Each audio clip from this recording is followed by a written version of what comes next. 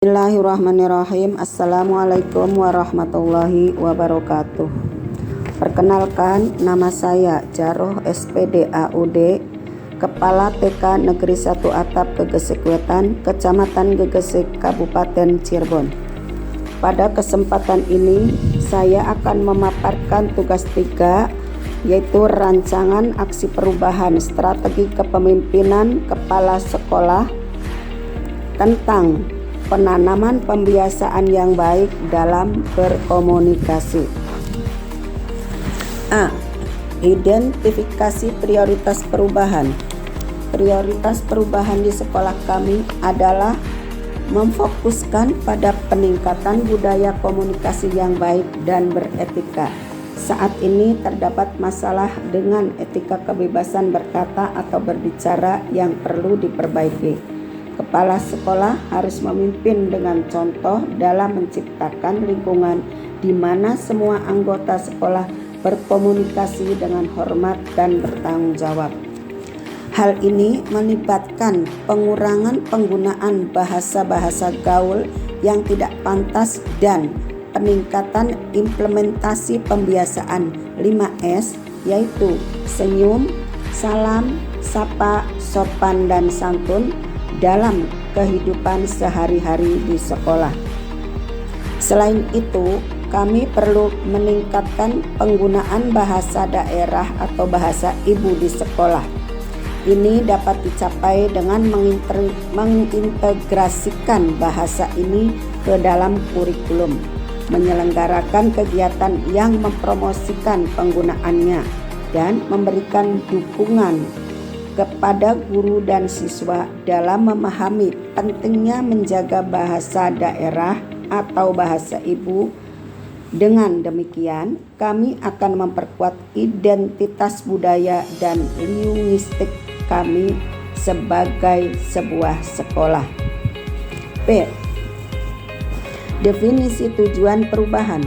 Tujuan perubahan spesifik, terukur, dapat dicapai, relevan, dan berbatas waktu atau SMART. Penanaman pembiasaan yang baik dalam berkomunikasi antara lain: 1. Spesifik, meningkatkan kualitas komunikasi di lingkungan sekolah, mencakup aspek-aspek seperti komunikasi antar siswa, komunikasi antara guru dan siswa, serta komunikasi dalam kegiatan sekolah sehari-hari. 2. Terukur, mengukur peningkatan kualitas komunikasi dengan menggunakan indikator seperti penurunan insiden konflik, peningkatan partisipasi aktif dalam diskusi kelas, atau peningkatan dalam hasil evaluasi komunikasi antar siswa dan guru. 3. Dapat dicapai. Tujuan ini dapat dicapai dengan melibatkan siswa, guru, dan staf sekolah dalam program pelatihan komunikasi, serta dengan mengimplementasikan praktek komunikasi yang baik dalam kurikulum dan aktivitas sekolah. 4. Relevan. Peningkatan kualitas komunikasi di lingkungan sekolah sangat relevan untuk menciptakan lingkungan belajar yang lebih positif, kolaboratif, dan mendukung perkembangan siswa. 5. Berbatas waktu. Menetapkan batas waktu yang jelas untuk mencapai tujuan ini, misalnya dalam 1 tahun akademik, sehingga ada tekanan positif untuk terus bekerja menuju perbaikan komunikasi yang lebih baik di lingkungan sekolah. Dengan tujuan yang SMART ini, sekolah kami dapat memiliki panduan yang jelas dan terukur dalam penanaman pembiasaan yang baik dalam berkomunikasi. C. Analisis sumber daya. 1. Personal. Sekolah memiliki tenaga pengajar, staf administrasi, dan personal lain yang dapat terlibat dalam program-program peningkatan komunikasi. Kepala sekolah dapat menggandeng guru-guru yang berpengalaman dalam komunikasi efektif untuk memberikan pelatihan dan bimbingan kepada siswa dan rekan-rekan mereka. 2. Buku dan materi edukasi. Tersedianya buku dan materi edukasi yang berfokus pada komunikasi efektif adalah langkah bagus untuk membantu staf dan siswa di taman kanak-kanak dalam pengembangan pembiasaan berkomunikasi yang baik. Dengan menggunakan buku dan materi edukasi yang relevan, guru dan staf sekolah di TK dapat membantu anak-anak mengembangkan keterampilan komunikasi yang penting sejak dini. Ini dapat memberikan dasar yang kuat bagi mereka untuk berkomunikasi dengan baik seiring berjalannya waktu. 3. Dukungan komunitas melibatkan orang tua, wali murid, dan anggota komunitas lokal dalam upaya peningkatan komunikasi sekolah adalah sumber daya yang berharga. Kepala sekolah dapat mengorganisir pertemuan dengan orang tua, forum terbuka, atau proyek-proyek kolaboratif. Dengan mengembangkan dukungan komunikasi secara efektif, kepala sekolah dapat menciptakan lingkungan yang mendukung peningkatan komunikasi di sekolah, yang pada gilirannya akan berdampak positif pada pengalaman belajar siswa dan prestasi sekolah secara keseluruhan. D. Rancangan aksi perubahan. 1. Langkah-langkah aksi. A. Identifikasi kebutuhan dalam komunikasi anak-anak. Langkah pertama, menilai kebutuhan dan tingkat pemahaman komunikasi anak-anak di taman kanak-kanak. Guru TK bersama dengan kepala sekolah bertanggung jawab dalam menjalankan aksi ini yang akan dilaksanakan pada awal tahun ajaran baru melalui indikator pengukuran kinerja berupa laporan evaluasi kebutuhan anak-anak TK dan rekomendasi untuk perbaikan. B. Pengembangan materi komunikasi efektif untuk anak-anak.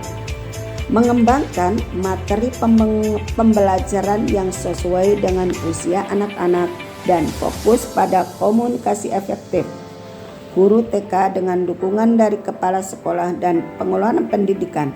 Langkah ini dilaksanakan 2 bulan setelah laporan evaluasi selesai melalui indikator kinerja materi pembelajaran yang terstruktur tentang komunikasi efektif untuk anak-anak TK. C. Implementasi materi dalam pembelajaran harian. Guru-guru mulai mengimplementasikan materi komunikasi efektif dalam kegiatan pembelajaran sehari-hari di kelas. Guru TK bertanggung jawab dalam menjalankan langkah ini yang akan harus dilaksanakan sepanjang tahun ajaran. Indikator kinerja diukur melalui observasi kelas menunjukkan penerapan konsep komunikasi efektif dalam aktivitas kelas. D. Evaluasi dan penilaian diri. Melakukan sesi evaluasi dan penilaian diri dengan guru-guru untuk menilai perkembangan komunikasi efektif anak-anak di TK. Kepala sekolah dan guru bertanggung jawab dengan pelaksanaan yang akan dilakukan setelah 6 bulan implementasi melalui indikator kinerja guru-guru dan kepala sekolah menghasilkan laporan tentang peningkatan kemampuan komunikasi efektif anak-anak di taman kanak-kanak. E. Perbaikan dan pengembangan lanjutan. Berdasarkan hasil evaluasi, buat rancangan perbaikan dan pengembangan lanjutan untuk melanjutkan peningkatan komunikasi efektif di taman kanak-kanak. Tim pengelola sekolah bersama dengan guru-guru bertanggung jawab dalam menjalankan aksi ini. Aksi ini dilaksanakan setelah evaluasi dan penilaian diri dengan indikator kinerja, rencana perbaikan dan pengembangan yang disusun dan diimplementasikan. Dengan mengikuti langkah-langkah ini, diharapkan dapat menciptakan lingkungan baik pada anak-anak usia taman kanak-kanak di TK, yang merupakan langkah awal yang penting dalam upaya peningkatan komunikasi. Evaluasi dan pengukuran keberhasilan. Metode evaluasi. 1. Pengamatan kelas. Kepala sekolah akan melakukan pengamatan langsung di kelas untuk menilai sejauh mana guru-guru telah berhasil mengimplementasikan konsep komunikasi efektif yang diajarkan kepada anak-anak. Pengamatan ini akan mencakup aspek-aspek seperti penggunaan bahasa verbal yang jelas, interaksi antar siswa yang positif, dan kemampuan mendengarkan siswa. 2. Wawancara dengan guru. Melakukan wawancara dengan guru-guru TK untuk mendapatkan pandangan mereka tentang perubahan dalam kemampuan berkomunikasi efektif anak-anak dan sejauh mana materi yang telah diajarkan berdampak pada pembelajaran. 3. Penilaian diri guru. Meminta guru-guru untuk melakukan penilaian diri mereka sendiri terkait penggunaan materi komunikasi efektif dalam pengajaran mereka. Ini dapat mencakup pertanyaan tentang sejauh mana mereka merasa sukses dalam mengintegrasikan konsep komunikasi efektif dalam pembelajaran sehari-hari. 4. Survei orang tua. Melakukan survei kepada orang tua dan wali siswa untuk mendapatkan umpan balik tentang apakah mereka melibatkan perubahan dalam kemampuan komunikasi anak-anak di luar lingkungan sekolah. 5. Hasil akademis. Melakukan analisis terhadap hasil akademis siswa, terutama dalam mata pelajaran yang berhubungan dengan kemampuan komunikasi seperti bahasa dan sastra, untuk melihat apakah terdapat perbaikan yang signifikan. Tanda-tanda bahwa perubahan dalam penanaman pembiasaan berkomunikasi yang baik di taman kanak-kanak telah berhasil jika peningkatan kemampuan komunikasi anak-anak, peningkatan keterlibatan guru, umpan balik positif dari orang tua, peningkatan hasil akademis.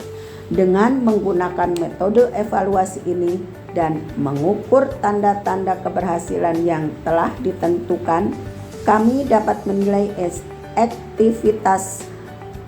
efektivitas upaya penanaman kebiasaan berkomunikasi yang baik di taman kanak-kanak dan membuat perubahan yang diperlukan untuk mencapai tujuan tersebut.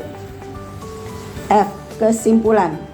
Rencana ini diharapkan akan menciptakan lingkungan pembelajaran yang mendukung perkembangan pembiasaan berkomunikasi yang baik pada anak-anak di TK, yang merupakan langkah awal yang penting dalam upaya peningkatan komunikasi di sekolah tersebut.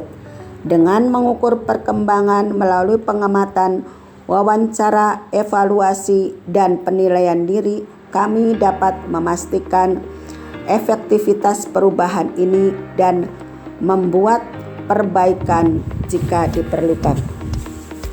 Demikian paparan dari saya, Kepala TK Negeri 1 Atap Gegesikuatan. Semoga bermanfaat. Saya akhiri, wabillahi taufik wal hidayah. Wassalamualaikum warahmatullahi wabarakatuh.